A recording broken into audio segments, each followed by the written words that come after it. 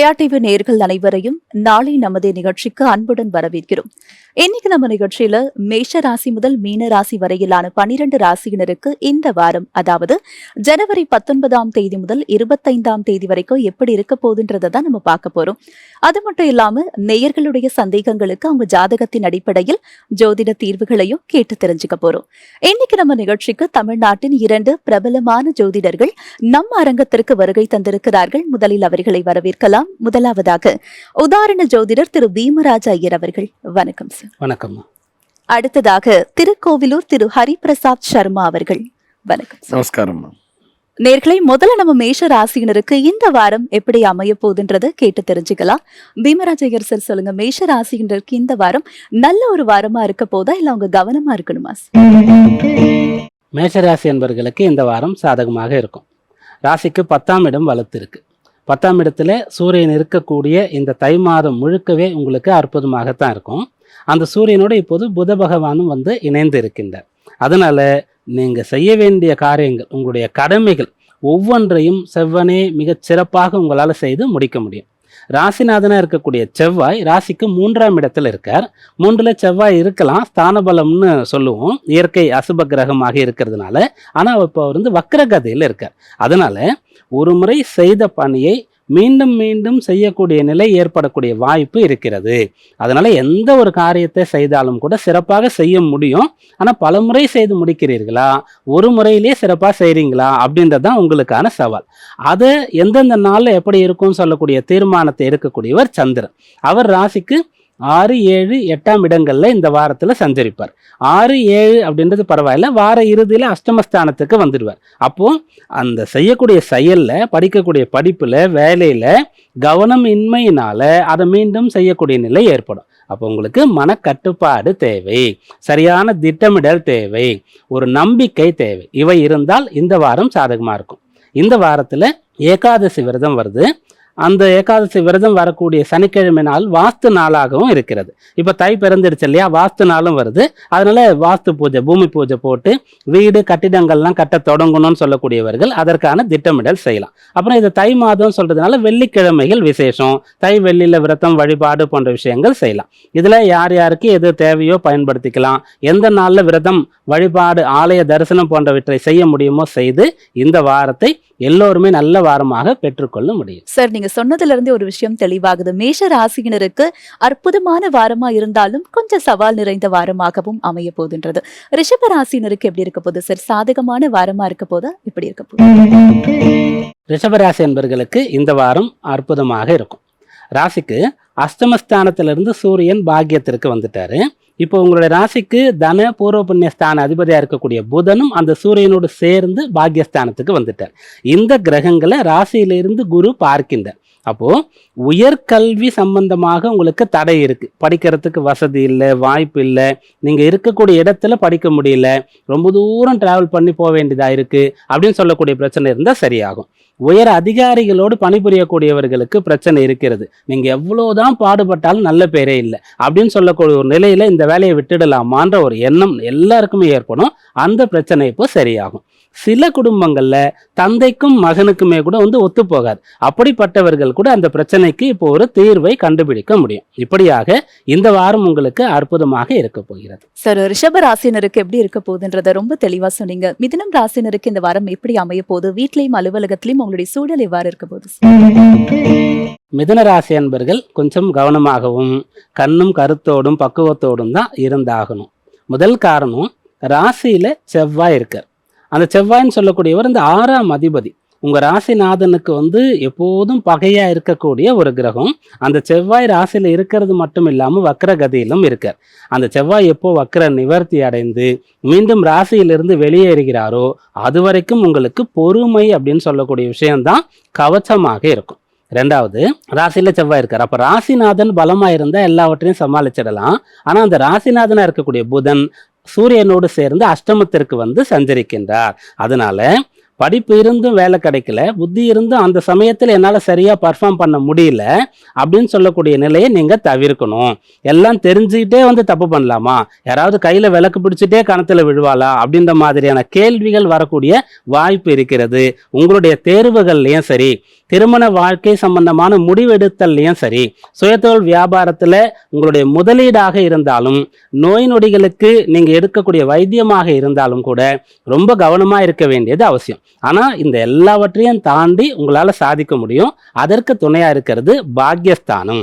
9ஆம் இடத்துல சுக்கிரன் இருக்கார். அப்போ பாக்யஸ்தானம் சொல்லும்போது பெரியவர்கள், தந்தை, குருமார்கள், இவங்க தான் உங்களுக்கு கை கொடுக்கக்கூடியவர்களாக இருப்பாங்க. சில பேருக்கு உபாசனை தெய்வம், இஷ்ட தெய்வம், அப்படிப்பட்ட வழிபாடு உங்களுக்கு உறுதுணையாக இருக்கும். மிதுனம் ராசினர் இந்த வாரம் கவனமாக செயல்பட்டா நல்லது நடக்கும்னு சொல்லலாம் இல்லையா சார்? தொடர்ந்து மற்ற ராசினருக்கான வார பலன்களை பார்க்கறதுக்கு முன்னாடி நேரொருவர் சந்தேகம் கேட்டிருக்காங்க சார். என்னன்னு பார்க்கலாம். மதுரையிலிருந்து அசோக் சார். பிறந்த தேதி 11/10/1994 மாலை 6:10 மணிக்கு பிறந்திருக்காங்க. ஐயா, நான் தற்போது தனியார் காப்பீடு நிறுவனத்தில் வேலை செய்து கொண்டிருக்கிறேன். ஒருவரிடம் கைகட்டி வேலை பார்ப்பதை விட்டுவிட்டு தனியாக தொழில் தொடங்க வேண்டும் என ரொம்ப காலமாக விருப்பம் இருக்கிறது. தொழில் தொடங்க உகந்த காலம் எப்போது அப்படின்னு கேட்டிருக்காங்க. ஜாதகர் பூராட நட்சத்திரம் 3ஆம் பாதம் தனுசு ராசியில பிறந்திருக்காங்க. லக்னம்னு பார்க்கும்போது மீன லக்னம். இப்போ ஒரு தனியார் நிறுவனம், காப்பீடு நிறுவனத்தில் வேலை பார்க்குறீங்க. சுய தொழில் பண்ணலாமா அப்படின்னு கேட்டிருக்கீங்க. உங்களுடைய லக்னத்திற்கு அதிபதியாக இருக்கக்கூடியவர் குரு. அந்த குரு பகவான் லக்னத்திற்கு அஷ்டமஸ்தானத்தில் சஞ்சரிக்கின்றார். ரெண்டாவது, அந்த லக்ன அதிபதியே உங்களுடைய 10ஆம் இடம் சொல்லக்கூடிய ஜீவனஸ்தானத்திற்கும் அதிபதியாக இருக்கின்றார். அப்போது லக்ன அதிபதி அவரே ஜீவனாதிபதி, அவர் 8ஆம் இடத்துல இருக்கின்றார்.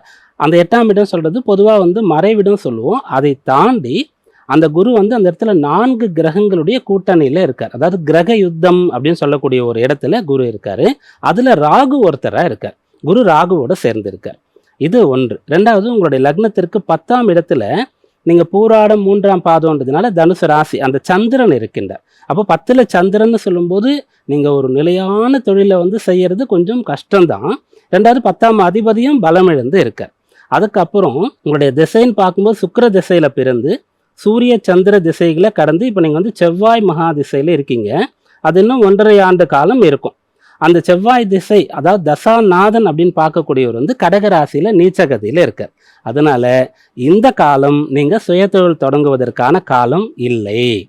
ரெண்டாவது, நீங்கள் சுயதொழில் தொடங்குறீங்கன்னு சொன்னால் அதில் பெரிய முதலீடுகள் போட்டு செய்யக்கூடிய ஒரு விஷயத்தை நீங்கள் எதிர்பார்க்க முடியாது. அதை செய்யறதை நீங்கள் தவிர்க்கலாம். ஒரு இடத்துல பணிபுரியறது தான் உங்களுக்கு நல்லது. லக்ன அதிபதியே அஷ்டமஸ்தானத்தில் இருக்கிறதுனால அந்த காப்பீடுன்னு சொன்னீங்க இல்லையா, அது உங்களுக்கு சரியாக தான் இருக்குது. நீங்கள் தெரிந்தோ தெரியாமலோ சரியான ஒரு துறையை தேர்ந்தெடுத்து தான் வேலை பார்த்துட்டு இருக்கீங்க. அப்போ அந்த இடத்துல உங்களால் பணிபுரிய முடியலன்னு சொன்னால் அதே துறை, அதே பணி வேறொரு நிறுவனத்தில் அதற்காக நீங்கள் முயற்சி செய்யலாம். இல்லை எனக்கு ஓன் பிஸ்னஸ் தான் செய்யணும்னு சொன்னால் இந்த செவ்வாய் திசை முடிகிற வரைக்கும் நீங்கள் காத்திருக்கணும். அடுத்து வரக்கூடியது ராகு மகாதிசையாக இருக்கிறது. அதற்கு இன்னும் 1.5 ஆண்டு காலம் இருக்கிறது. அந்த ராகுவும் கூட அஷ்டமஸ்தானத்தில் தான் சஞ்சரிக்கிறார். அப்போ நீங்கள் கடன் வாங்கி தான் செய்ய முடியும். அதே போல் பிறருடைய துணையோடு தான் ஒரு தொழிலை செய்ய முடியும். அந்த பிறருடைய துணைன்னு சொல்லும்போது ஒரு பார்ட்னர்ஷிப்பாக வருது. அந்த பார்ட்னர் நம்பகமானவராக இருக்கணும், குடும்ப நபராக இருக்கணும். அப்படி இருந்து உங்கள் பெயரில் பெரிய அளவுக்கு கடன் இல்லை, உங்களுக்கு ரிஸ்க் இல்லைன்னா மட்டும்தான் சுயதொழில். அதுவும் 1.5 ஆண்டு காலம் கழித்து தான் இப்போ வேலைக்கு போகிறது தான் நல்லது. சார், இந்த நேயர் தனியா தொழில் தொடங்கலாமா, உகந்த நேரம் எதுன்னு கேட்டிருந்தாங்க. ரொம்ப ஒரு தெளிவான விளக்கத்தை கொடுத்துருக்கீங்க சார். நல்ல ஒரு அட்வைஸும் அந்த நேயருக்கு நீங்க கொடுத்துருக்கீங்க. ஹரிபிரசாத் சார், நீங்க சொல்லுங்க. இப்போ அரசு வேலையாக இருக்கட்டும், தனியா தொழில் தொடங்கணுன்ற வேலையா இருக்கட்டும், நிறைய பேருக்கு பொதுவா இருக்கக்கூடிய ஒரு ஆசைகள்ல ஒண்ணு. ஆனா சொந்தமா தொழில் தொடங்கி அதை ப்ராப்பரா நடத்த முடியாம போனவங்களும் இருக்காங்க, சாதிச்சவங்களும் நிறைய பேர் இருக்காங்க. இதுக்கு ஜாதக அமைப்புல என்ன மாதிரியான மாற்றங்கள் நிகழும் போது தனியா தொழில் தொடங்கலாம், அதுல சாதிக்கிறதுக்கான வாய்ப்பு இருக்கு? சுய தொழில் செய்யணும் அப்படின்னு சொன்னாலே அதற்குரிய பலம்ங்கிறது நம்ம ஜாதகத்துல இருக்காங்கிறத பார்த்துக்கணும். அதற்குரிய பலத்தை எது கொடுக்கும்னு சொன்னா நம்முடைய லக்னம் பாவம்ங்கிறது தான் கொடுக்கும். லக்னாதிபதி ஸ்ட்ராங்காக இருக்க வேண்டும். லக்னாதிபதி வலுவான நிலைன்னு சொன்னா லக்னாதிபதி லக்னத்திலேயே இருக்கலாம் அல்லது 11ஆம் பாவத்தில் இருக்கணும். ஒரு சில பேருக்கு லக்னாதிபதி 2ல கூட வலிமையா இருப்பார். 2ல இருக்காங்கன்னு சொன்னா பேச்சின் மூலமாக சாதிப்பார்கள். வாயுள்ள பிள்ளை பிழைக்கும் சொல்லுவா தெரியுமா? பேசி பேசி பேசியே அவருடைய வேலையே பேச்சுவாதான் இருக்கும். அந்த மாதிரி கூட தன்னைத்தானே இந்த ஒரு சுய தொழில் அப்படிங்கறத அமைச்சுக்கலாம். இதுல நிறைய டிஃபரன்ஸுங்கிறது இருக்கு. சுய தொழில் செய்யணும்னு சொன்னா இன்வெஸ்ட் பண்ணி பண்ணக்கூடிய பிசினஸ்ங்கிறது ஒரு விஷயம் இருக்கு. இன்னொன்று வந்து இன்வெஸ்ட்மெண்ட்டே இல்லாம செல்ஃப் எம்ப்ளாய்மெண்ட்னு சொல்லுவா. ஒரு அட்வைசராக இருக்கலாம், ஒரு கன்சல்டேஷன் அப்படிங்கிறத வச்சுக்கலாம். யாருக்கு கீழேயும் போய் ஒரு அடிமை தொழில் செய்ய நான் விரும்பவில்லைன்னு சொன்னா நீ ஒரு கன்சல்டன்சிங்கிறத வச்சுக்கலாமே தவிர இன்வெஸ்ட்மெண்ட்டை பண்ணக்கூடாது. இப்போ உதாரணத்திற்கு இந்த ஒரு ஜாதகரையை கூட நம்ம எடுத்துக்கலாம். இந்த ஜாதகர் எடுத்துக்கும் பொழுது அவர் சொல்லிட்டார், உங்களுக்கு லக்னாதிபதியும் 10ஆம் பாவம் தொழில் ஸ்தானத்திற்கு அதிபதியுமே குருவாகத்தான் இருக்கிறார். குருன்னு சொல்லி வந்துட்டாலே அவர்கள் இந்த கலியுக தர்மத்தை பொறுத்தவரை அவங்க ஒரு பெரிய பிசினஸ் மேனா ஆகவே முடியாது.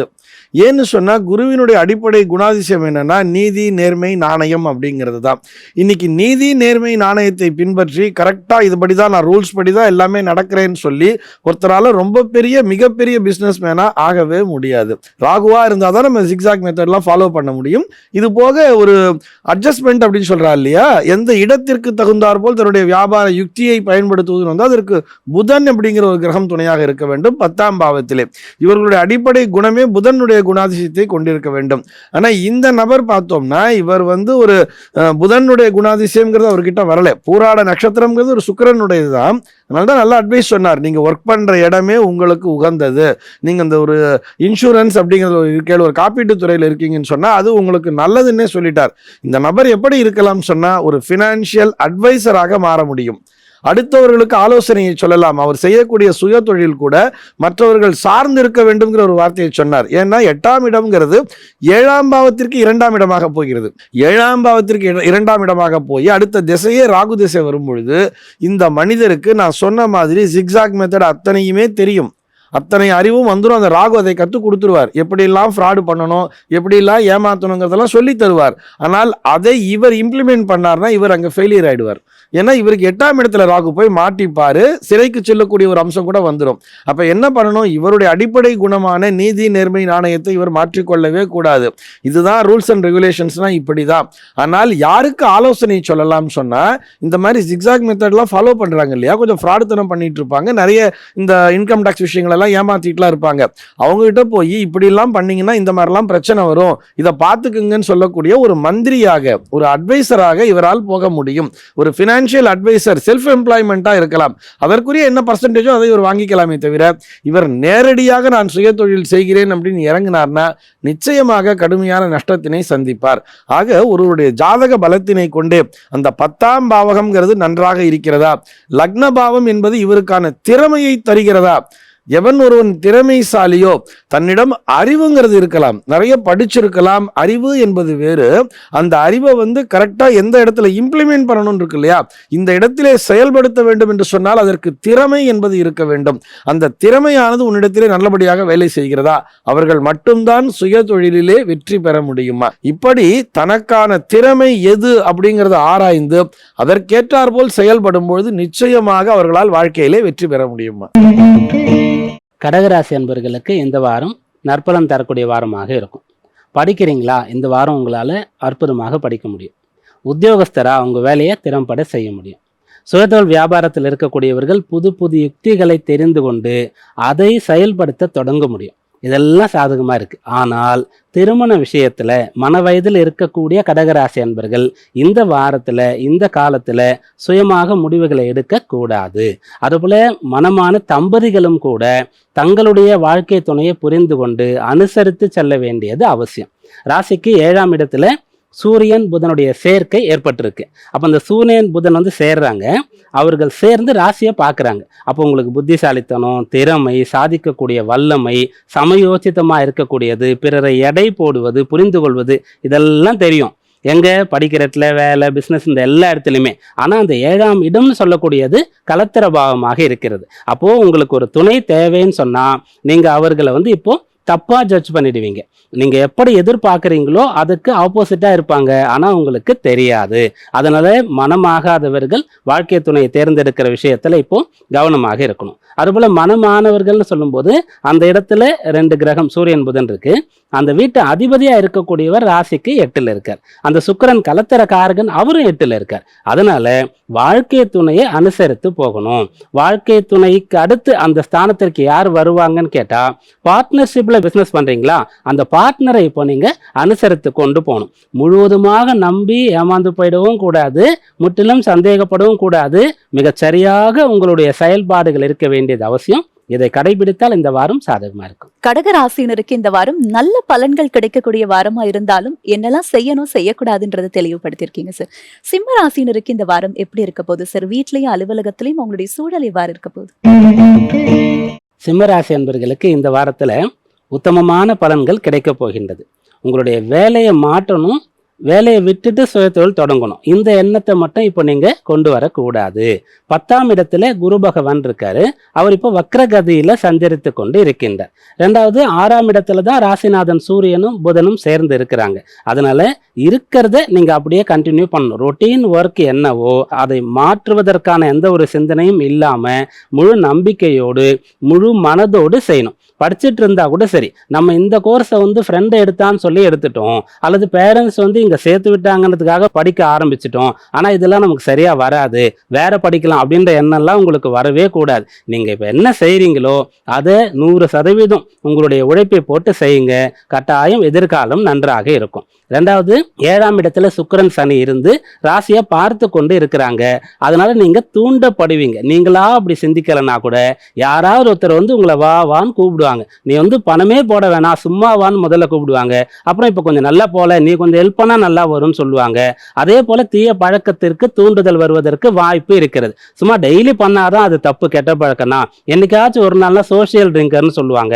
அது போல அக்கேஷனலா வச்சுக்கலாம். அப்படிலாம் இருக்கக்கூடிய விஷயங்கள்ல நீங்க மாட்டிக்கொள்ள கூடாது. வழக்கமான விஷயங்களை உண்மையாகவும் 100%ஓடும் செய்யும் போது மிகச்சிறந்த பலன் இந்த வாரத்துல ஒவ்வொரு நாளும் கிடைக்கும். அப்ப சிம்ம ராசினர் இந்த வாரம் எந்தவித புது முயற்சியும் புது முடிவுகளும் இந்த வாரம் எடுக்காம இருந்தா சிறந்தது இல்லையா சார்? கன்னி ராசினருக்கு இந்த வாரம் எப்படி இருக்க போகுது சார்? கன்னி ராசி என்பர்கள் இந்த வாரத்துல சாதக பலனை பெற முடியும். ராசிக்கு அதிபதியா இருக்கக்கூடிய புதன் ராசிக்கு 5ஆம் இடத்துல இருக்கார். 5ஆம் இடத்துல சூரியனோடு சேர்ந்து இருக்கார். பொதுவா 5ஆம் இடம் சொல்லக்கூடியது மிக முக்கியமான ஒரு ஸ்தானமாக இருக்கிறது. அந்த இடத்துல இந்த சூரியன் புதன் சேர்ந்து இருக்கிறதுனால இப்போ நீங்க எங்க இருந்தாலும் சரி உங்களை அடிச்சுக்கிறதுக்கு ஆளே இல்லை. படிச்சுட்டு இருக்கீங்களா, நீங்க தான் அந்த இடத்துல இருக்கிறதுலே திறமைசாலியா இருப்பீங்க. நீங்க முதல் மதிப்பெண் எடுத்து ஃபர்ஸ்ட் ரேங்க் வரலன்னா கூட பரவாயில்ல, அந்த தேர்வு எழுதக்கூடிய காலத்துல உங்களுக்கு வந்து ஏதோ ஒரு மன சஞ்சலம் இருந்திருக்கலாம், பதட்டம், பிரச்சனை, ஆரோக்கியம் ஏதோ ஒன்று குறைவா இருந்திருக்கலாம். ஆனா நீங்க தான் புத்திசாலி. அது போல வேலை செய்யற இடத்துல இப்போ அடுத்து ஒரு உயர் பதவிக்கு அங்க இருக்கக்கூடியவர்களை ஒருத்தரை செலக்ட் பண்ணணும்னு சொன்னா அது நீங்களா தான் இருப்பீங்க. அப்படியாக எங்க போனாலும் சரி, கல்யாண வீட்டுல இருந்தா மாப்பிள்ளையா இருக்கணும்னு சொல்லுவாங்கல்ல, அப்படியாக நீங்க இருக்கக்கூடிய வாரமா இருக்கிறது. அதை பயன்படுத்தி கொள்ளணும். ஏன் இதை பயன்படுத்திக்கணும்னு அழுத்தமா சொல்றேன்னா, நீங்க பயன்படுத்த மாட்டீங்க, கொஞ்சம் கேர்லெஸ்ஸா இருந்துருவீங்க. இந்த வாய்ப்பு இல்லைன்னா இன்னொன்னு நமக்கு கிடைக்காதான்ற ஒரு எண்ணம் உங்களுக்கு இருக்கும். 6ல் சுக்கிரன் இருக்கார். அதனால கிடைத்த வாய்ப்பை நீங்க வந்து ஏற்றுக்கொண்டு அதை தக்க வைத்து கொண்டால் இந்த வாரம் மட்டும் இல்லாமல் அடுத்து வரக்கூடிய காலம் கூட இந்த வாரத்தில் எடுத்த முடிவின் காரணமாக நல்ல பலன் தரக்கூடியதாக இருக்கும். சார், கன்னி ராசினருக்கு இந்த வாரம் எப்படி அமைய போகுதுன்றதை தெளிவுபடுத்திருக்கீங்க. தொடர்ந்து மற்ற ராசினருக்கான வார பலன்களை பாக்குறதுக்கு முன்னாடி நேரொருவர் சந்தேகம் கேட்டிருக்காங்க சார், என்னன்னு பார்க்கலாம். அஸ்ருதி, கோவை மாவட்டம் சார். பிறந்த தேதி 1/8/1990 காலை 11:40 மணிக்கு பிறந்திருக்காங்க. பிறந்த ஊர் பாலக்காடு சார். ஐயா, எனக்கு 35 வயதாகிறது, இன்னும் திருமணம் கைகூடவில்லை, எப்போது திருமணம் நடக்கும் அப்படின்னு கேட்டிருக்காங்க. அனுஷ நட்சத்திரம் 4ஆம் பாதம் விருச்சிக ராசியில பிறந்திருக்காங்க. துலா லக்னம். துலா லக்னம்னு சொல்லும்போது திருமணத்தை பத்தி கேட்டிருக்காங்க. அதுவும் வயது, திருமண வயது வந்து கடந்து 35 வயசு ஆயிடுச்சு அப்படின்னு சொல்லிட்டு. காரணம் என்ன முதல்ல, பிறகு அதற்கு தீர்வு என்ன, எப்போ திருமணம் நடக்கும், இப்படியாக நம்ம ஒவ்வொன்றாக பார்க்க வேண்டியது இருக்கு. லக்னத்திற்கு 7ஆம் பாவத்தில் செவ்வாய் இருக்காரு, தனித்து இருக்கார். இப்படி இருந்தாலே திருமணத்திற்காக பொருத்தம் பார்க்க உங்களுடைய ஜாதகம் போகும். ஒரு பையன் வீட்டில் பொருத்தம் பார்க்க உங்கள் ஜாதகத்தோடு சேர்ந்து ஒரு 4-5 பொண்ணுங்களோட ஜாதகம் போகுதுன்னு சொன்னால் அந்த இடத்துல அந்த பார்க்கக்கூடிய ஜோதிடருக்கு முதல்ல 7 செவ்வாய் இருக்கிறது தான் கண்ணில் படும். அப்போது ரிஜெக்ட் பண்ணுறதுக்கு ஈஸியாக இருக்கும். எப்பவுமே நமக்கு வந்து ஒரு 4-5 ஒன்று தேர்ந்தெடுக்கணும்னு சொன்னால் எதை முதல்ல வெளியில் அனுப்பலாம், எதை ரிஜெக்ட் பண்ணலான்னா தான் நம்ம தேர்ந்தெடுக்கிறதுக்கு சுலபமாக இருக்கும். பொதுவாக நம்முடைய சைக்காலஜி இது. அப்போ 7 செவ்வாய் இருக்கிறது ஒரு காரணம். ஆனால் உங்களுக்கு செவ்வாய் தோஷம் இல்லை. ஏன்னா 7ஆம் இடம் சொல்லக்கூடியது நீங்கள் துலா லக்னமாக இருக்கிறதுனால செவ்வாயினுடைய சொந்த வீடாக இருக்குது. அவர் ஆட்சி பலம் பெற்று இருக்கார். அப்போ நல்ல கணவர் வரணும் உங்களுக்கு. எப்படிப்பட்டவர்னா நேர்மையானவராக இருப்பார். தைரியசாலியாக இருப்பார், இரக்க சுபாவம் கொண்டிருப்பார், தன்னுடைய நலனை தியாகம் செய்து உங்களுடைய குடும்ப நபர்களுடைய நலன்ல அக்கறை கொள்ளக்கூடியவராக இருப்பார். அதனால உங்களுக்கு செவ்வாய் தோஷம் இல்லை. சரி, அப்போ ஏன் லேட் ஆச்சு? முதல்ல நடைமுறை காரணத்தை சொல்லிட்டோம். அதன் பிறகு வேற என்ன இருக்கு அப்படின்னு பார்க்கும்போது, உங்களுடைய லக்ன அதிபதியா இருக்கக்கூடிய சுக்கிரன் வந்து கலத்தர காரகன் அப்படின்னு சொல்லப்படுகின்றார். அவர் வந்து லக்னத்திற்கு 9ஆம் இடத்துல இருக்காரு, புதனுடைய வீட்டுல. அப்போ உங்களுக்கு வந்து அந்த திருமணம் பார்க்க ஆரம்பித்த காலத்திலிருந்து கொஞ்ச காலம் வரைக்கும் வந்த வரனை நீங்க வந்து அவாய்ட் பண்ணி இருப்பீங்க. ஏன்னா உங்களுக்கு வந்து அந்த சுக்கிரன்னு சொல்லும்போது லக்ன அதிபதி நிறைய ஆசைகள் இருக்கும். இப்படிலாம் தோற்றம் இருக்கணும், இப்படிலாம் பேசணும், இப்படிப்பட்ட ஒரு ஸ்டேட்டஸ் இருக்கணும், இப்படி படிச்சிருக்கணும், இவ்வளவு வசதியான வீடு இருக்கணும்னு சொல்லி இதெல்லாம் இல்லை. அதுல 1-2 உங்களுக்கு கட்டாயமா இருந்து நீங்க வந்து நிராகரிச்சு இருப்பீங்க. அது 2வது காரணம். 3வது அப்படின்னு பார்க்கும்போது, உங்களுடைய ஜாதகத்துல சூரியன் சந்திரன் சொல்லக்கூடியவர்கள் முக்கியமான கிரகங்கள். அதுல சூரியன் தான் வம்ச விருத்தியை குறிக்கக்கூடியவர். அந்த சூரியன் சொல்லக்கூடியவர் வந்து கேதுவோடு சேர்ந்து கடகராசியில இருக்கார். அந்த சூரியனுக்கு வீடு கொடுத்த அந்த சந்திரன் சொல்லக்கூடியவர் வந்து லக்னத்திற்கு 2ஆம் இடத்துல விருச்சிகத்துல நீச்சகதியில இருக்கார். இதெல்லாம் திருமணம் தாமதமானதுக்கான காரணம். இதன் பிறகு உங்களுக்கு கட்டாயம் நடக்கும். நீங்க அந்த நிராகரிக்கக்கூடிய விஷயத்தை செய்யாம இருக்கணும். எப்ப நடக்கும் அப்படின்னு சொல்லக்கூடிய தசாபுக்தியை ஆராய்ந்து பார்க்கும்போது, நீங்க சனி திசையில பிறந்து புதன் கேது முடிந்து இப்ப சுக்கிர திசை நடந்து கொண்டு இருக்கு. சுக்கிர திசையில சுயபுக்தி பூர்த்தியாகி சூரியன் சந்திரன் செவ்வாய் வந்து அடுத்த மாதம் பூர்த்தியாக போகுது. அதன் பிறகு ராகுவுடைய புக்தியானது தொடங்க போகிறது. இதுல செவ்வாய் புக்தின்றது வந்து ரொம்ப ரொம்ப முக்கியமான திருமணத்திற்கு. நம்ம ஆரம்பத்துல சொன்ன பாயிண்டே அதான், 7ஆம் இடத்துல செவ்வாய் இருக்காருன்னு. அவருடைய புக்தி இன்னும் 1 மாத காலம் இருக்கு. அதனால இந்த அடுத்த 1 மாதத்திற்குள்ளாகவே உங்களுக்கு வந்து ஒரு ஜாதகம் மேட்ச் ஆகுதுன்னு பெற்றோர்கள் சொன்னா, நாங்க பார்த்துட்டோம் எங்களுக்கு ஓகேன்னு சொன்னா, நீங்க வந்து அதை பார்க்கவே வேண்டாம், போட்டோ கூட எனக்கு கொடுங்க, ப்ரொஃபைல்லாம் ஷேர் பண்ணுங்க, இல்ல அதை பத்தின டீட்டெயில், அந்த ஆர்வம், அந்த கியூரியாசிட்டி அதெல்லாம் நீங்க கண்ட்ரோல் செய்து கொண்டு ஓகே உங்க விருப்பம்னு சொல்லிடுங்க, திருமணம் நடக்கும். 1 மாத காலத்திற்குள்ளாக திருமணம் நடக்குமானா ஃபிக்ஸ் பண்ணலாம். அதன் பிறகு நீங்க பேசுறது நிச்சயம் கல்யாணம்லாம் அப்படி இருக்கு, ஆனா ஃபிக்ஸ் பண்ணலாம். அப்படி இல்லைன்னு சொன்னா அதற்கு அடுத்து ராகுவுடைய புக்தி வருகிறது. சுக்கிரன் ராகுவுடைய காம்பினேஷனும் கூட திருமணத்தை செய்து வைக்கக்கூடிய ஒன்று தான். அதனால திருமணத்திற்கான காலம் உங்களுக்கு வந்துடுச்சு, நடக்கும். சார், இந்த நேயர் ரொம்ப ஒரு வருத்தத்தோட 35 வயதாகிறது, எப்போது திருமணம் நடக்கும் அப்படின்னு கேட்டிருந்தாங்க. அவங்க கேள்விக்கான பதில் மட்டும் இல்லாம எப்போ நடக்கும், என்ன மாதிரியான வாழ்க்கை துணை அமையும்னு ரொம்ப ஒரு திருப்திகரமான விளக்கத்தை கொடுத்திருக்கீங்க சார். ஹரிபிரசாத் சார், நீங்க சொல்லுங்க. சார் சொல்லும் போது ஒரு விஷயம் சொன்னாங்க, இவங்களுக்கு செவ்வாய் தோஷம் இல்லை அப்படின்னு. செவ்வாய் தோஷத்துக்கும் திருமண தடைக்கும் என்ன சம்பந்தம் சார்? அதை பத்தி விளக்குங்க. இந்த காலத்திற்கு தேவையான ரொம்ப முக்கியமான கேள்விமா. உண்மையை சொல்லணும்னு சொன்னா செவ்வாய் தோஷத்திற்கும் திருமணத்திற்கும் எந்த சம்பந்தமுமே கிடையாது. முதல்ல இது தவறாக எல்லோராலும் சித்தரிக்கப்பட்டிருக்கிறது. ஜோதிடம், அடிப்படை ஜோதிடம்ங்கிறது பிராச்சீனமான பழங்கால ஜோதிடத்திலே செவ்வாய் தோஷத்தை பற்றிய குறிப்புகளே கிடையாது. இது இடையிலே வந்த ஒரு இடைச்செருகல். செவ்வாய் தோஷம்னா என்ன நினைச்சுட்டு இருக்கான்னா 2, 4, 7, 8, 12, அதாவது லக்னம் சந்திரன் சுக்கிரனுக்காவதுன்னு ஒரு 3 பேரை சொல்லியிருப்பா. ஆனா இவங்க எல்லாரும் பொதுவா லக்ன பாவத்துக்கு தான் பார்க்குறா. லக்ன பாவத்திலிருந்து 2, 4, 7, 8, 12 செவ்வாய் இருந்தால் தோஷம் அப்படிங்கிற மாதிரி ஒரு கான்செப்டை கொடுத்துட்டு, அது கூட திருமண விஷயத்துக்காக சொல்லல. 2ஆம் இடம் என்பது வாக்குஸ்தானமாக இருக்கும். அங்க போய் செவ்வாய் உட்கார்ந்தா வாக்கு என்பது கடுமையாக வரும், பேச்சு என்பது ரொம்ப கடுமையா இருக்கும், பட்டு பட்டுன்னு பேசுவா. ஒரு சில பேர் வந்து இந்த கட்டசியை பார்க்க மாட்டாங்க தெரியுமா, ரொம்ப கொடுமையா பேசுவா. வாயில வந்து வார்த்தைகள் ரொம்ப வேகமா வரும், சத்தமா பேசுவா. இடம் பொருள் ஏவெல்லாம் இருக்காம எங்க பார்த்தாலும் ஒரு கத்தி பேசுறது 2ஆம் பாவம்னு வரும்பொழுது. அதே மாதிரி 4ஆம் பாவம்னு வரும்போது வந்து ஒரு கேரக்டரிஸ்டிக்ஸை பத்தி பேசுறது. கற்புஸ்தானம்ங்கிறா, எதை பத்தியுமே கவலைப்பட மாட்டா. செவ்வாய் வந்து கொஞ்சம் வேகமா எல்லாத்தையும் ஓவர்டேக் பண்ணி போயிட்டே இருக்கும். 7ஆம் இடம்ங்கிறது வாழ்க்கை துணையை பற்றி பேசுகிறது. 8ஆம் இடம்ங்கிறது மாங்கல்ய ஸ்தானம்ங்கிற, ஆயுள் ஸ்தானம்ங்கிற. 12ஆம் இடம் அப்படிங்கிறது அயன சுகஸ்தானம், அதாவது ஒரு தாம்பத்திய வாழ்க்கையை பற்றி பேசுகிறதுங்கிறா. ஆனா 12ல செவ்வாய் இருந்தால் கூட தாம்பத்திய வாழ்க்கையை நிச்சயமாக கெடுக்க மாட்டார். அவர் அந்த இடத்துல என்ன மாதிரி பலத்தில இருக்கிறார்னு பார்க்கணும். அது செவ்வாய் மட்டுமில்லை, எந்த கிரகங்கள் 12ல இருந்தாலும் அங்கே அந்த தாம்பத்தியத்துல ஒரு அந்த கிரகத்தினுடைய தாக்கம் என்பது இருக்கும். சுக்கிரன் இருந்தா ரொம்ப சூப்பரா இருக்கும்னு சொல்லுவா, குரு இருந்தா அதுவும் நல்லா தான் இருக்கும்னு சொல்லுவா. இதுலயே தேய்பிரை சந்திரன் இருந்தால் ஒரு சில இடைஞ்சல்கள் இருக்கும், புதன் இருந்தால் ஒரு சில கஷ்டங்கள் இருக்கும்னு சொல்லுவா. இதெல்லாம் அவர்களுடைய உடல் வாகினை பொறுத்தது, அவ்வளவுதான். உடல் அமைப்பை பற்றி ஒரு சொல்லி சொல்லுகிறது. இது உனக்கு மேட்ச் ஆகுமான்னு பார்த்துக்கோ, இந்த குணங்களை கொண்டவராக இருப்பார் அப்படின்னு வரும்பொழுது இவர் அழகா சொன்னார். அதாவது ரொம்ப சூப்பரா எக்ஸ்பிளைன் பண்ணார் அந்த பொண்ணுக்கு. உனக்கு 7ல் செவ்வாய் இருந்தாலும் அவன் தன்னலம் கருதாத ஒரு மனிதனாக இருப்பான்னு சொன்னார். வீரம் மிகுந்த ஒரு நல்ல பொது சேவை செய்யக்கூடிய கிட்டத்தட்ட ஒரு மிலிட்ரி பர்சனா இருப்பாமா, அவ்வளவுதான். அவர் 7ஆம் இடத்துக்கு அதிபதி செவ்வாய், ஆட்சி பலத்தோடு இருக்கிறார், சொந்த வீட்டில் இருக்கிறார். நீயும் விருச்சிக ராசியில பிறந்திருக்க, அனுஷ நட்சத்திரம் விருச்சிக ராசியில பிறந்திருக்க, உனக்கு ஒரு போலீஸ் மேனோ இல்லது ஒரு பாதுகாப்பு துறையில வேலை பார்க்கக்கூடியவரோ ஒரு மிலிட்ரி பர்சனாகவோ இருப்பார், அவ்வளவுதான். அந்த பையன் அடிக்கடி உங்க பக்கத்திலேயே கூடயே இருப்பார், நீ எக்ஸ்பெக்ட் பண்ணக்கூடாது. அல்லது நீ அந்த இடத்திற்கு போய் அவனோட சேர்ந்து வாழற மாதிரி ஒரு அம்சம்ங்கிறது இருக்கும். அதை ஏற்றுக்கொண்டால் வாழ்க்கை என்பது நன்றாக இருக்கும், அவ்வளவுதான் லாஜிக். அங்க இந்த செவ்வாய் தோஷம் அப்படிங்கிறது ரொம்ப பெருசா சொல்லி அதை பெருசுபடுத்தி, அதனால இப்ப இவங்க எல்லாம் இந்த செவ்வாய் தோஷம் ஒருவருக்கு இருந்து மற்றவருக்கு இல்லைன்னா என்ன ஆகும்னு கேட்டா அது யாருக்கும் சொல்ல தெரியாது. இது இன்னும் ஒருபடி மேல போய் என்ன சொல்லுவான்னா, இந்த பெண்ணுக்கு செவ்வாய் தோஷம் இருக்கிறது, பையனுக்கு செவ்வாய் தோஷம் இல்லைன்னா அந்த பையனை அதை அடிச்சிடும், அந்த பையனை அது கொன்னுடும் அப்படிங்கிற மாதிரிலாம் நிறைய தவறான பிரச்சாரங்கள் மேற்கொள்ளப்பட்டு வருகிறது. ஒருவருடைய ஜாதகம் மற்றொருவருடைய ஆயுளை எந்த விதத்திலும் தீர்மானிக்காது, இதுல சந்தேகமே கிடையாது. அவரவர் ஜாதகம் தான் அவரவருடைய ஆயுளை தீர்மானிக்கும். ஒரு மனைவியினுடைய ஜாதக பலத்தினை கொண்டு அந்த கணவனானவன் இறந்து போயிடுவார்னு சொன்னா அது ரொம்ப தப்பு. அந்த மாதிரிலாம் கிடையாது. இவங்களுடைய ஜாதகத்தினுடைய எஃபெக்ட் அங்க இருக்காது. எப்படி இருக்கும்? இவர்கள் இருவருக்குமான உறவு முறையை பற்றி பேசும்.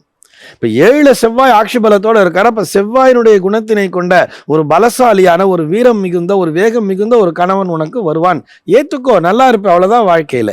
இந்த ஆலோசனையைத்தான் சொல்வது ஜோதிடம். நாம் செய்யக்கூடிய பரிகாரங்கள், போய் ஒரு சுவாமிக்கு விளக்கேத்து, உனக்கு 7ல் செவ்வாய் இருக்காரா, ஒரு முருகப்பெருமானுக்கு போய் நீ விளக்கேத்திட்டு வாமா, செவ்வாய்க்கிழமையில இந்த பூஜையை பண்ணு அப்படின்னு சொன்னா அதை ஏற்றுக்கொள்ளக்கூடிய மன பக்குவமானது உனக்கு சேர்ந்து விடும், அவ்வளவுதான் அதுல லாஜிக்.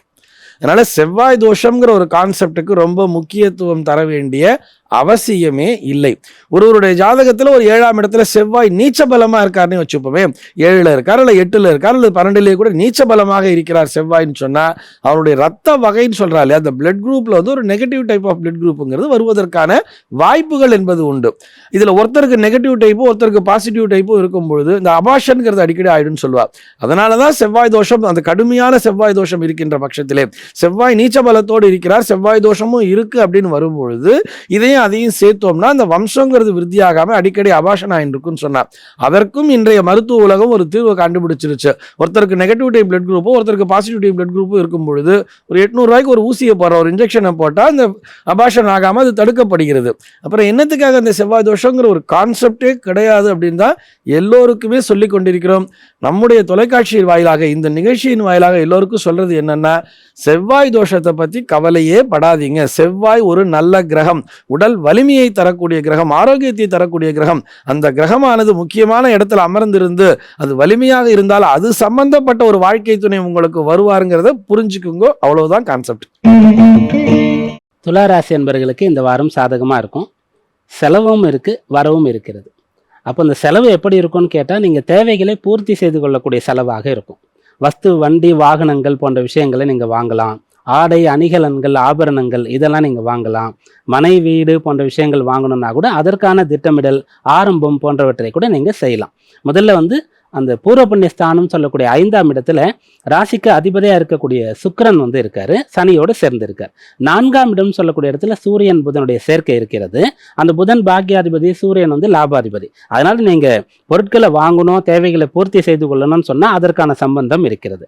சந்திரனை பொறுத்த வரைக்கும் ராசிக்கு 12ஆம் இடத்துல வாரத்தை தொடங்கி ராசியில இருந்து பிறகு 2ஆம் இடத்திற்கு பூர்த்தி ஆகின்றது. அப்போ 10ஆம் அதிபதி சந்திரன். அப்போ உங்களுடைய உத்தியோகம், ஜீவனத்தின் மூலமா கிடைத்த பொருளை கூட தேவைகளுக்கான நல்ல செலவாக நீங்க செய்ய முடியும், குடும்பத்திற்காக செய்ய முடியும், உங்களுக்காக செய்து கொள்ள முடியும் சொல்லக்கூடிய 12, 1, 2ஆம் இடங்கள்ல சந்திரன் இருக்கின்றார். அதனால இந்த வாரம் உங்களுக்கு சாதகமா இருக்கும். குடும்பத்திற்கு, வீட்டிற்கு, உங்களுக்கு தேவையான தேவைகளை பூர்த்தி செய்து கொள்ள முடியும். சார், தொடக்கத்தை சொல்லிட்டீங்க, வரவும் இருக்கு, செலவும் இருக்கு துலாம் ராசினருக்கு இந்த வாரம் அப்படின்னு. விருச்சிக ராசினருக்கு இந்த வாரம் எப்படி அமைய போகுது? விருச்சிக ராசி என்பவர்களுக்கு நல்ல தன்னம்பிக்கையும் உற்சாகமும் நேர்மறை எண்ணமும் கட்டாயம் இருக்கணும். இவை இருந்துட்டா இந்த வாரம் உங்களுக்கு வெற்றி தரக்கூடிய வாரமாக இருக்கும். முயற்சி ஸ்தானம் சொல்லக்கூடிய 3ஆம் இடத்துல சூரியன் இருக்கார். கட்டாயம் உங்களுக்கு தைரியம் இருக்கும். சூரியனுடைய சேர்ந்து புதன் இருக்கார். அந்த தைரியம் குருட்டு தைரியமா அசட்டு தைரியமா இல்லாம நல்ல தைரியமாக இருக்கும் உங்களுக்கு. அதே போல உங்களுடைய ராசியை குரு பகவான் பார்த்து கொண்டு இருக்கின்றார். அதனாலேயும் தைரியமாக இருந்து நீங்க தொடங்கிய பணிகளை இந்த வாரத்துல செய்ய முடியும். ஆனா அந்த நேர்மை, தன்னம்பிக்கை போன்ற விஷயம்லாம் தேவைன்னு எதனால சொன்னோம்னா, ராசிநாதன் செவ்வாய் தான். அவர் அஷ்டமத்துல வக்கரகதியில இருக்கிறதுனால உங்களால முடியிற செயலை கூட முடியுமான்ற சந்தேகம் அங்க வரும். ஒரு ஃபுல் ஸ்டாப்பே இருக்காது. தொடர்ந்து டாட்டா வச்சுட்டே இருந்துட்டு கமா அது அப்படியே கண்டினியூ ஆகுது, நம்மளால முடியல அப்படின்ற மாதிரியான எண்ணமும் சிந்தனையும் உங்களுக்கு இருக்கும். அப்படி இல்லைன்னு சொன்னா சில பேருக்கு மற்றவர்களால இந்த எண்ணம் வரும். இதையா செய்ய போற, உன்னால முடியாது, இல்ல அதை ஒரு ஃப்ரெண்டு செஞ்சு ரொம்ப கஷ்டப்பட்டான் பார்த்துக்கோ, யோசனை பண்ணி செய்ய, அது ரொம்ப ரிஸ்க்னு யாராவது சொல்லிட்டாங்கன்னா நீங்க உங்களுடைய அந்த முழு மனசை கொஞ்சம் குறைச்சிப்பீங்க. அப்படிலாம் இல்லாம நீங்க முடியக்கூடிய விஷயங்களை நன்றாக திட்டமிட்டு குறிப்பா தைரியமா தன்னம்பிக்கையா இருந்தா ஒவ்வொரு நாள்லையும் உங்களுடைய கடமைகள் அனைத்தையும் இந்த வாரத்துல மிக சிறப்பாக செய்து முடிக்க முடியும். சார், விருச்சக ராசினருக்கு இந்த வாரம் எப்படி இருக்க போகுதுன்றது மட்டும் இல்லாம அவங்க எதுல தெளிவா இருக்கணும்ன்றதையும் தெளிவுபடுத்திருக்கீங்க. தொடர்ந்து தனுசு ராசினருக்கு இந்த வாரம் எப்படி இருக்க போகுது, வீட்லயும் அலுவலகத்திலயும் அவங்களுடைய சூழல் எவ்வாறு இருக்க போகுது? தனுர் ராசி அன்பர்களுக்கு சாதகமாக இருக்கும். உங்களுடைய பேச்சு எடுபடும். 2ஆம் இடத்துல சூரியன் புதன் சேர்ந்து இருக்காங்க. அதனால பொதுவாகவே நீங்க நிறைய நல்ல விஷயங்களை கடத்துவீங்க, அப்படியே டிரான்ஸ்ஃபர் பண்ணுவீங்க, பிறருக்கு சொல்லி கொடுப்பீங்க. ஒன்று படிக்கிறீங்களா, அதுல நல்ல விஷயம் ஏதாவது இருக்கா, அது யார்கிட்ட சொன்னாதான் உங்களுக்கு தூக்கமே வரும். நீங்க ஒரு விஷயத்த புதுசா தெரிஞ்சுக்கிட்டீங்களா, நல்ல ஒரு சிந்தனை செய்து ஒரு புரியாத புதிரை கண்டுபிடிச்சீங்களா, ஒரு தத்துவத்தை உங்களால் உணர்ந்து கொள்ள முடியும். இவற்றையெல்லாம் பிறருக்கு சொல்லணும். சொல்லும் போது அது அவங்களுக்கு பயன்படும் அப்படின்ற ஒரு நல்ல எண்ணம். சொல்லும் போது இவ்வளவு விஷயம் உனக்கு தெரியுமா, நீ திறமைசாலின்னு உங்களை அவங்க பாராட்டுவாங்க. அந்த ஒரு விஷயம் உங்களுக்கு பிடிக்கும். அப்படி பேசக்கூடிய சொல்லக்கூடிய 2ஆம் இடம் வாக்குஸ்தானத்துல சூரியன் புதன் இருக்கிறதுனால உங்களுடைய பேச்சு நன்றாக இருக்கும். பிறர் ஏற்றுக்கொள்ளும்படியாக இருக்கும். ரொம்ப காலமா உங்களுக்கு இருந்த ஒரு மன வருத்தமே அதான், நம்ம சொன்னா பிறர் ஏற்றுக்கொள்வது இல்லையே, நம்ம கரெக்டா தானே சொல்றோம், கொஞ்ச காலம் கழிச்சு புரிஞ்சுக்கிறாங்களேன்னு சொல்லி உங்களுடைய பிள்ளைகளை பத்தி நீங்க நினைச்சிருப்பீங்க, வாழ்க்கை துணையை பற்றி நினைச்சிருப்பீங்க, ரொம்ப சில இடத்துல பெற்றோரை பத்தி கூட நினைச்சிருப்பீங்க.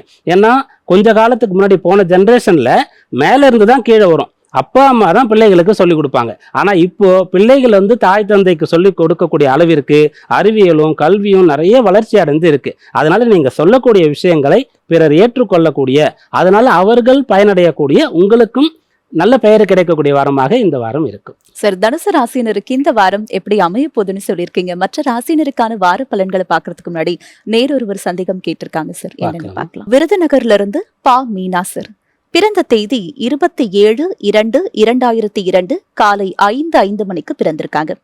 ஐயா, என் மகளுக்கு படித்து முடித்து இன்னும் சரியான வேலை கிடைக்கவில்லை, எப்போது வேலை கிடைக்கும், திருமணம் எப்போது நடக்கும்னு இருவிதமான கேள்விகளை கேட்டிருக்காங்க சார். ஜாதகர் மக நட்சத்திரம் சிம்ம ராசியில பிறந்திருக்கீங்க. இதுல உத்தியோகத்திற்கு உண்டான கிரகமா இருக்கக்கூடியவர் யார் அப்படின்னு கேட்டா சுக்கிரனா இருக்கார். அந்த சுக்கிரன் மகர லக்னம் சொல்லும்போது லக்னத்துக்கு 2ஆம் இடத்துல சூரியனோடு சேர்ந்து இருக்கார். ஜீவனாதிபதி சூரியனோடு சேர்ந்திருக்கார். அதனால இந்த ஜாதகருக்கு வேலை கிடைக்காம இல்லை, இந்த வேலை நம்முடைய தகுதிக்கு குறைவானதுன்னு ஜாதகர் நினைப்பாங்க. இதை விட பெரிய வேலை எனக்கு வேணும், அல்லது இப்போ நான் படித்தது எனக்கு போதாது, ஹையர் ஸ்டடீஸ் இன்னும் உயர்கல்வி நான் பயிலணும், மிகப்பெரிய அதிகாரம் உள்ள பதவி எனக்கு கிடைக்கணும், அரசாங்க பதவி கிடைக்கணும் அப்படின்ற எண்ணங்கள் எல்லாம் இங்கே இருக்கும். லக்னத்தில் இருக்கக்கூடிய கிரகம் அப்படின்னு பார்க்கும்போதும் கூட அவர் புதனா இருக்கார். அப்போ 2ஆம் இடம்னு சொல்லக்கூடிய இடத்துல நட்பு வீட்டில் சுக்கிரன் இருக்கார், ஜீவனாதிபதி சூரியனோடு சேர்ந்து இருக்கார். லக்னத்துல புதன் இருக்கார், புத்தி காரகனா இருக்கார், பாக்கியாதிபதியா இருக்கார். அதனால நல்ல திறமைசாலி, நல்ல படிப்பாளி. ஆனா அதுக்கேற்ற வேலை இப்ப கிடைக்கல. காரணம் என்ன அப்படின்னு பார்க்கும்போது அந்த லக்னத்திற்கு 8ஆம் இடத்துல சந்திரன் இருக்கார். மிகச் சரியான நேரத்தையும் தருணத்தையும் இந்த ஜாதகர் தவற விடுகிறார். ஏதோ ஒன்று அவரை தடுக்கின்றது. அது மட்டும் சரியாயிடுச்சுன்னு சொன்னா சரியான வேலைக்கான அந்த நிறுவனம் தெரிய வரும். மிக சரியான காலத்துல அதற்கு அப்ளிகேஷன் போட முடியும், அங்க செலக்ட் ஆக முடியும். அப்ப அந்த தருணத்தை தவற விடுகிறார். தருணத்தை தவற விடுகிறார்னா என்ன அர்த்தம் அப்படின்னு கேட்டா அந்த வேலையை சரியான நேரத்துல செய்யறதில்லை. எப்பயுமே படிச்சவங்க புத்திசாலிங்கன்னு சொன்னாலே பயம் குறைவா இருக்கும், பார்த்துக்கலாம் அப்படின்ற ஒரு கேர்லெஸ் இருக்கும். அப்படி ஏதோ ஒன்று இங்க தடுக்கிறது. இது ஜாதகத்தில் இருக்கக்கூடிய அம்சம். தசாபுக்தியை வைத்து இந்த உத்தியோகத்தை திருமணத்தை தீர்மானிக்கலாம். கேது திசையில பிறந்து சுக்கிர தசை பூர்த்தி ஆயிடுச்சு, இப்போ சூரிய தசை தொடங்கி இருக்கு. சூரிய தசையில சுயபுக்தி காலம் இப்போ நடந்து கொண்டு இருக்கின்றது. அப்போ சுக்கிர தசை பூர்த்தி ஆயிடுச்சு. எப்போ? போன வருஷம் செப்டம்பர் மாதம். அந்த சுக்கிரன் வந்து ஜீவனஸ்தானத்திற்கு அதிபதி. அப்போ வேலைக்கு சேரணும்னா இவ்வளவு நேரம் சேர்ந்து இருக்கணும். இப்போ சூரியனுடைய திசை வந்துட்டதுனால மேற்கொண்டு படிக்கலாம். அல்லது ஏதாவது ஒரு வேலைக்கு சேர்ந்துட்டு பார்ட் டைம்ல படிச்சு சேர்ந்த வேலை டெம்பரரி ஜாப், இந்த படிச்சதுனால இதன் பிறகு இதை விட சிறந்த உத்தியோகத்துக்கு போகணுன்றது உத்தியோக அமைப்பு. திருமணம் அப்படின்னு பார்க்கும்போது 7ஆம் இடத்து அதிபதியா இருக்கக்கூடிய சந்திரன் லக்னத்திற்கு 8ஆம் இடத்துல இருக்கின்றார். 2ஆம் இடத்துல அந்த சூரியன் சுக்கிரனுடைய சேர்க்கை இருக்கின்றது. அந்த சுக்கிரன் சொல்லக்கூடிய ஒரு கலத்திரக்காரகன். அவர் சூரியனோடு மிக அருகாமையில வரும்போது அது கொஞ்சம் பலம் குறையும். அதனால திருமண விஷயம் மட்டும் இந்த ஜாதகருடைய பொறுப்புல முடிவெடுக்கக்கூடிய நிலையில பெற்றோர் வந்து விடவே கூடாது. நான் சொன்ன இவ்வளவு புத்திசாலி, திறமசாலி, கிளவரு எல்லாம் முடியும்னு சொன்னதெல்லாம் வேலைக்கு தான், பிசினஸுக்கு தான், அறிவு படிப்புக்கு தான். ஆனா திருமணத்திற்கு கிடையாது. ஆனா திருமண வாழ்க்கையை பெற்றோர் தான் வந்து தீர்மானிக்கணும். இப்ப சூரிய தசை அஷ்டமாதிபதியோட திசையா இருக்கிறது. பெற்றோரும் அவசரப்படக்கூடாது. சூரிய திசையில சந்திர புக்தி வரும். அதாவது சூரிய திசையில சந்திர புக்தி அப்படின்னு சொல்லக்கூடியது வந்து 2025 ஜூன் மாதம் வரைக்கும் இருக்கின்றது. இந்த காலகட்டத்தில் திருமணத்தை பத்தி தீர்மானிக்கலாம். அப்படி இல்லை இன்னும் கொஞ்சம் காலதாமதம் ஆகுதுன்னு சொல்லும்போது 2026 அடுத்த ஆண்டு செப்டம்பர் மாதத்துல குருவுடைய புக்தி வரும். அப்போ திருமணத்திற்கான அம்சம் இருக்கு. சார், இந்த நேயர் இருவிதமான கேள்விகளை கேட்டிருந்தாங்க. அதுக்கான பதில் மட்டும் இல்லாம இந்த ஜாதகர் மனதில் இருக்கக்கூடிய ஆசைகள், விருப்பம் என்ன, அவங்க என்ன தவறுகள்லாம் இது வரைக்கும் பண்ணிட்டு இருக்காங்கன்றதையும் தெளிவுபடுத்திருக்கீங்க. ஹரிபிரசாத் சார், நீங்க சொல்லுங்க. நிறைய பேர் வாழ்க்கையில கஷ்டம் இருக்கு, யார்கிட்டயாவது புலம்புறாங்க, அந்த விஷயத்த சொல்றாங்க அப்படின்னா அவங்க உடனே உனக்கு கட்டம் சரியில்லைப்பா அப்படின்னு சொல்றது நம்ம கேட்டிருக்கோம். கட்டம் சரியில்லை அப்படின்னா எதை குறிக்குது சார்? கட்டம் அப்படின்னு சொன்னாலே நம்ம ஜாதகம் தானேம்மா. இந்த ஜாதகம்க்கு பார்த்தோம்னாலே இந்த ஜாதகம் வந்து ஒரு கட்டம் போட்டிருப்பா. இதில் வந்து நிறைய முறைகள் அப்படிங்கிறது இருக்குது. நம்முடைய சவுத் இந்தியன் ஸ்டைல் அப்படிங்கிறதுல ஒரு கட்டம் போட்டு அதை 12ஆக பிரிச்சிருப்பாங்க.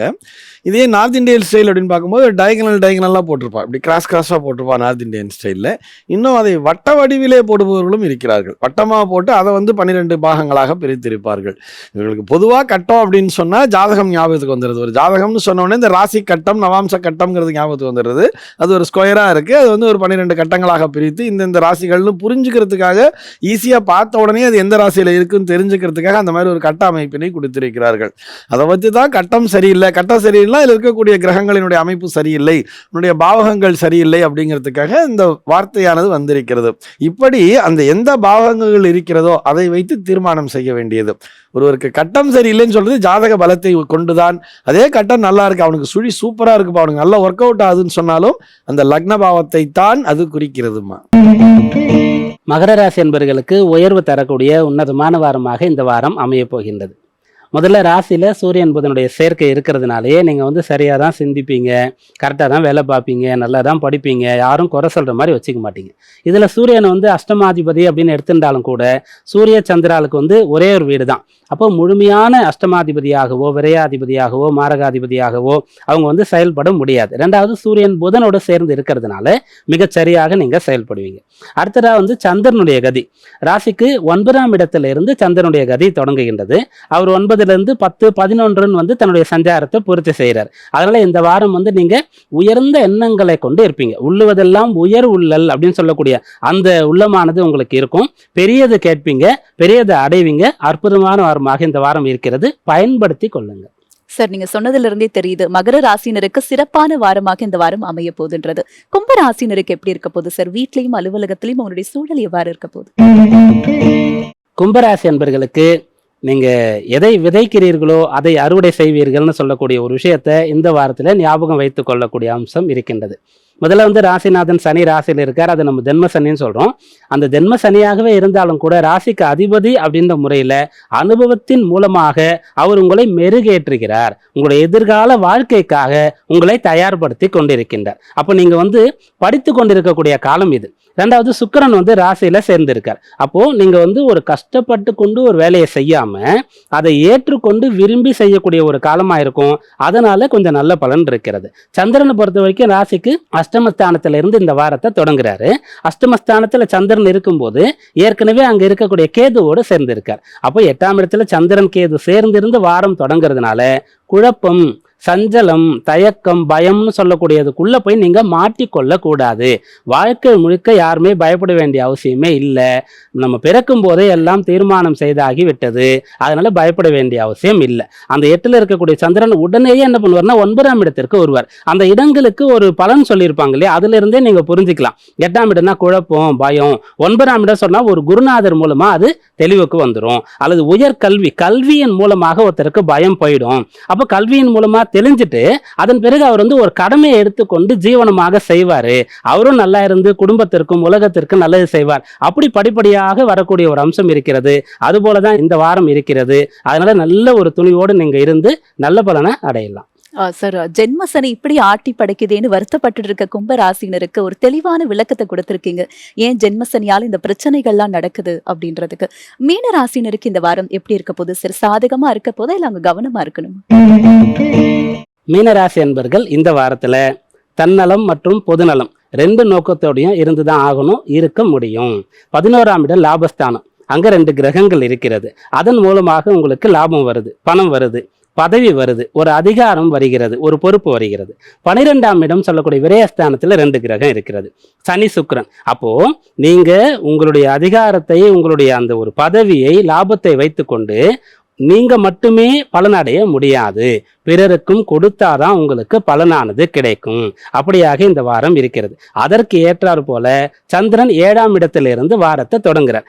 7ஆம் இடம்னு சொன்னாலே எதிராளி தான், மற்றவங்களை தான் குறிக்கும். அப்போ நீங்கள் இந்த வாரத்தில் என்ன பிளான் பண்ணுறீங்கன்னு சொன்னால், நீங்கள் ஒரு வேலையில் இருக்கிறீங்க, ப்ரமோஷனை எதிர்பார்க்குறீங்க, உங்களுக்கு கீழே கொஞ்சம் பேர் வேலை பார்க்குறாங்க, நீங்கள் தான் மேனேஜர், அந்த டீம் லீடராக இருக்கீங்கன்னு சொன்னால், நாம் ப்ரமோஷன் வாங்கணுன்ற எண்ணத்தோடு சேர்ந்து இவங்களுக்கு நிறைய கற்றுக் கொடுக்கணும், இவங்களும் நல்லா வரணுன்ற எண்ணத்தோடு நீங்கள் பணிபுரிஞ்சிங்கன்னு சொன்னால் கட்டாயம் உங்களுக்கு ப்ரமோஷன் வரும். இந்த வாரத்திலே வரும் அப்படின்றது அர்த்தம் இல்லை. அதை நோக்கி நீங்கள் ட்ராவல் பண்ண ஆரம்பிச்சிருவீங்க. பிஸ்னஸ் பண்ணுறீங்க, நிறைய லாபம் வரணும், எல்லாருக்கும் இருக்கும், அதுக்காக தான் பண்றோம். ஆனா நம்ம கிட்ட வேலை பண்றவங்களுக்கும் நம்ம ஏதாவது நல்லது செய்யணும், வாடிக்கையாளர்களுக்கும் கூட உண்மையாக நேர்மையாக இருக்கணும், நம்மை நம்பி நம்மிடத்தில் அவர்கள் வியாபாரம் செய்கிறார்கள் அப்படின்ற மாதிரி நீங்க இருந்தீங்கன்னு சொன்னா குடும்பத்திலையும் சரி, வெளியிலையும் சரி, அலுவலகத்திலையும் சரி, இந்த வாரம் இந்த விஷயங்களை கடைபிடிக்கும் போது அற்புதமாக இருக்கும். சார், மீன ராசினர் எப்படி செயல்பட்டா இந்த வாரம் சிறந்த வாரமா அமையும்ன்றதை தெளிவுபடுத்திருக்கீங்க. நிகழ்ச்சியுடைய நிறைவு பகுதிக்கு வந்திருக்கிறோம் சார். இவ்வளவு நேரமா 12 ராசினருக்கான வார பலன்களையும் நேர்களுடைய சந்தேகங்களுக்கு ஜாதகத்தின் அடிப்படையில் ஜோதிட தீர்வுகளை தெளிவாகவும் விளக்கமாகவும் சொல்லியிருக்கீங்க. நன்றி சார். நன்றி, நமஸ்காரம். என்ன நேர்களே, இந்த வாரம் நம்ம நாளை நமது நிகழ்ச்சியில 12 ராசினருக்கான வார பலன்களை மட்டும் இல்ல, நேர்களுடைய சந்தேகங்களுக்கு அவங்களுடைய ஜாதகத்தின் அடிப்படையில் ஜோதிட தீர்வுகளையும் கேட்டு தெரிஞ்சுக்கிட்டோம். இதே மாதிரி உங்களுக்கும் சந்தேகங்கள் இருந்தா உங்களுடைய பெயர், ஊர், பிறந்த தேதி, நேரம், பிறந்த ஊர், இது எல்லாத்தையும் கீழே கொடுக்கப்பட்டிருக்க வாட்ஸ்அப் நம்பருக்கு மறக்காம எங்களுக்கு அனுப்புங்க. உங்க ஜாதகத்தின் அடிப்படையில் ஜோதிட தீர்வுகளை கேட்டு தெரிஞ்சுக்கலாம். மீண்டும் அடுத்த நிகழ்ச்சியில் உங்களை சந்திக்கும் வரை உங்களிடமிருந்து விடைபெறுபவர் உங்கள் உமா.